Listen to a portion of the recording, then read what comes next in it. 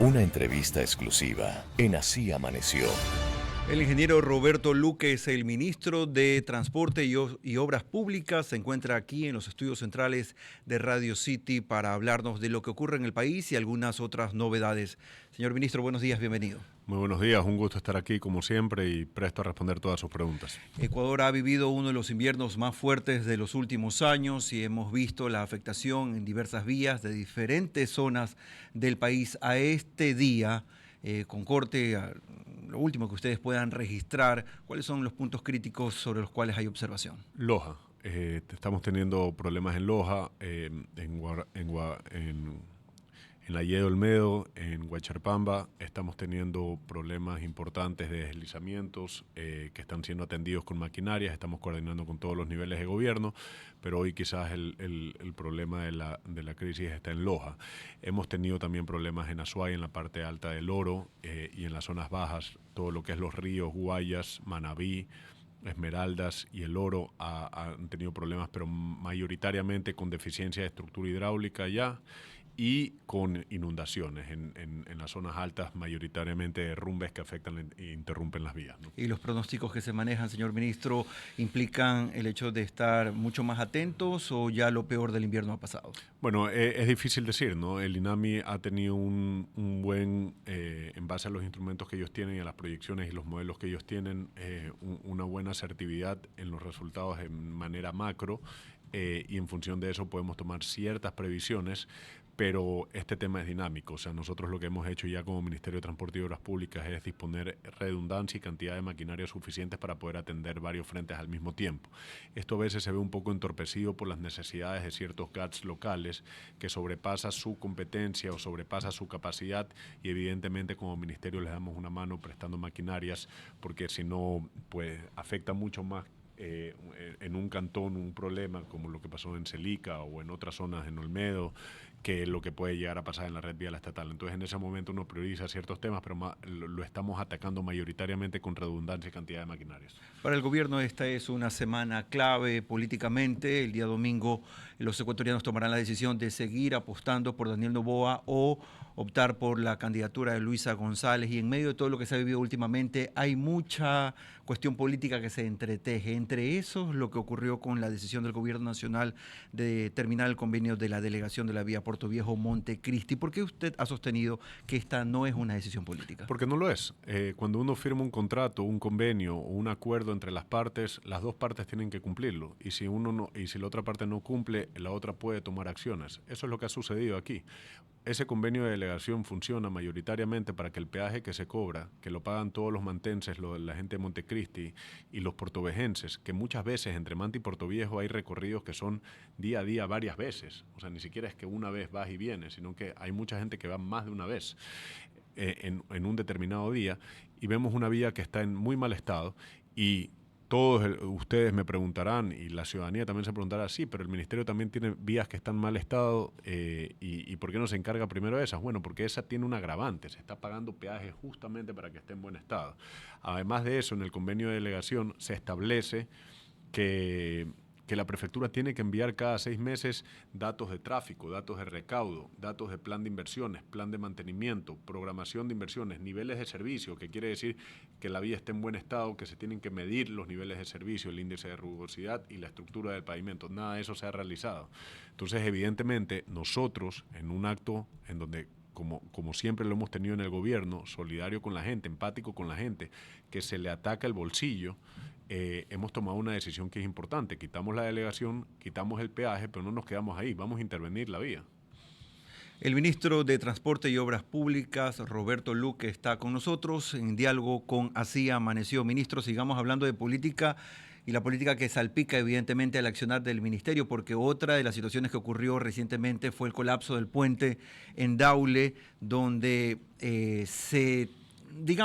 hubo algún tipo de cruce de responsabilidades, al menos desde la lírica. Usted dijo que contrataría un peritaje para esclarecer el colapso. ¿Cómo va ese proceso? Sí, se está contratando, pero aquí lo grave, estimado periodista, no es... lo grave es que sí, se vuelve un tema político. Nadie escogió que se caiga el puente, nadie escogió que se caiga el puente un mes antes de elecciones, nadie escogió que haya fallecidos.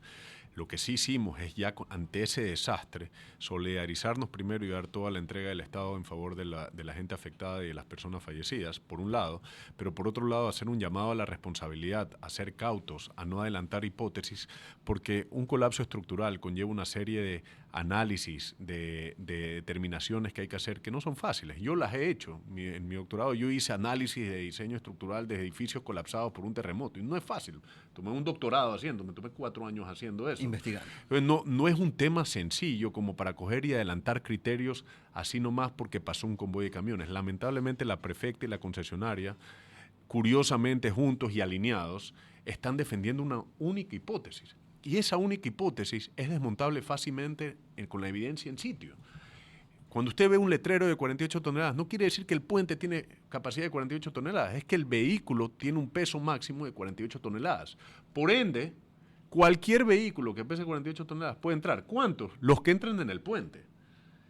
Si nosotros hubiéramos tenido documentación que nos diga, ¿sabe qué? La concesionaria o la prefectura nos envió a la Comisión de Tránsito del Ecuador 10 comunicaciones en el último año diciendo que no estábamos controlando el tránsito en esa zona y que no debían pasar vehículos porque ya estaba el paso lateral, o que la hayan enviado al municipio de Daule, o que el municipio de Daule nos haya enviado a nosotros, pero no señalizaron bien, no comunicaron que había que controlar y pretendían que el usuario, porque escuchen esto, la prefectura a través de la concesionaria está hoy denunciando por homicidio culposo a los transportistas. Ellos están evadiendo responsabilidades en ese tema. Entonces ya ahí sí preocupa el tema. Nosotros vamos a hacer un peritaje técnico forense que hará análisis estructurales que determinará la causa del colapso. Pero aquí hay un tema mucho más grave, que es que no se tomaron previsiones para lo que ellos dicen que no debió haber pasado, no pase. Señor ministro, saliendo de la polémica, adelante. ¿Quiere acotar algo? Sí, acotar un tema nada más. El contrato entre la concesionaria y la prefectura establece claramente que la concesionaria tiene la obligación de tratar con Comisión de Tránsito del Guayas en ese entonces y de gestionar todos los controles de tránsito correspondientes a la zona delegada.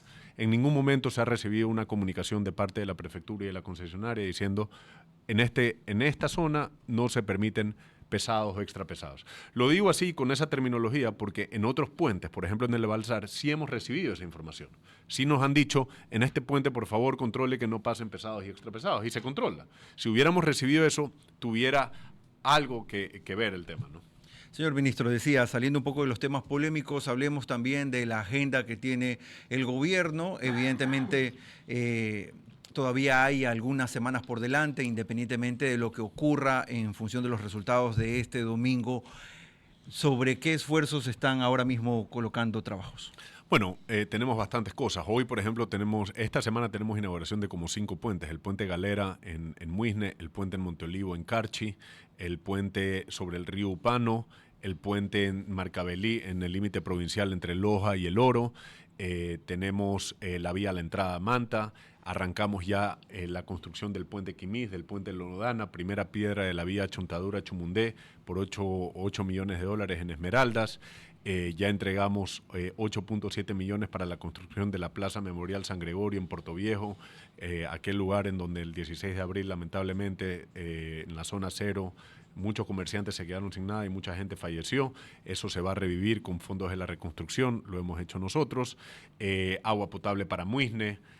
Tenemos agua potable y alcantarillado y el edificio municipal de Atacames. Tenemos el 5.º puente en donde en convenio con la prefectura estamos trabajando y en la Secretaría de Inversiones Público-Privadas se está trabajando. En Manabí también tenemos la renegociación del puerto de Manta en donde las regalías casi que se duplicaron.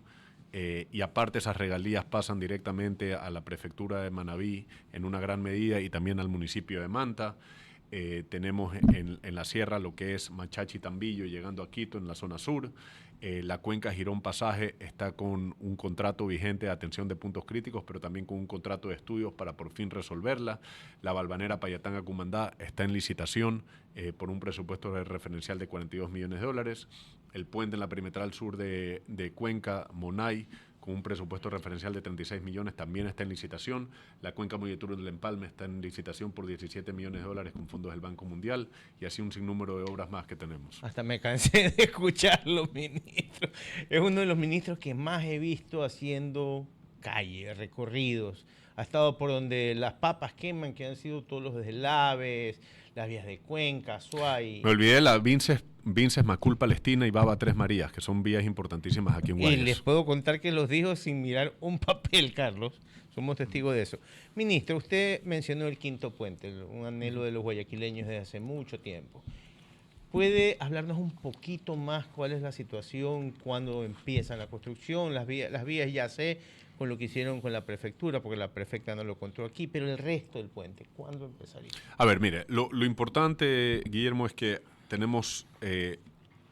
hemos hecho 3 cosas específicas en paralelo por el tema del quinto puente. Okay. ¿Con qué arrancamos? Actualización de estudios. Los Okay. estudios que se tenían oficiales eran del 2009.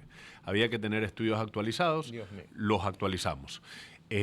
Estudio de tráfico. El talón de Aquiles de todos los procesos de licitación del quinto puente era un estudio de tráfico que no le servía a los oferentes privados para estructurar un proyecto viable financieramente. Entonces, hicimos un estudio de tráfico que no solo contemple que el puente se construya de un día para otro y ver qué tráfico iría ya en función del origen y destino de los usuarios, que es lo que usualmente se hace con una vía, sino que a ese puente le empiezas a colocar un peaje. Entonces, con la capacidad de pago, lo que empieza a pasar es que a medida que aumenta el peaje, el tráfico va disminuyendo. Y ese estudio era necesario para hacer todas las hipótesis. Una vez terminado eso, nosotros como ministerio hicimos una primera estructuración financiera. Ahí nos dimos cuenta de algo. El proyecto sí es viable, pero necesita aporte estatal. Entonces, ese aporte estatal no lo esperamos ejecutar, no lo esperamos a que se licite y se cumpla todo el proceso, sino que lo arrancamos y ahí es donde nace el convenio con la prefectura de hacer el tramo 4 y el tramo 5, que son 22 kilómetros de vía, 2 puentes, 120 millones de dólares, que ya 35 millones de dólares fueron entregados. Y en paralelo, con estos estudios nuevos, entramos a la Secretaría de Inversiones Público-Privadas, en donde se va a estructurar un proyecto en donde ya el CAPEX, el valor de inversión inicial, ya se le restan estos 120 millones de dólares y se empieza a hacer un proceso de licitación formal.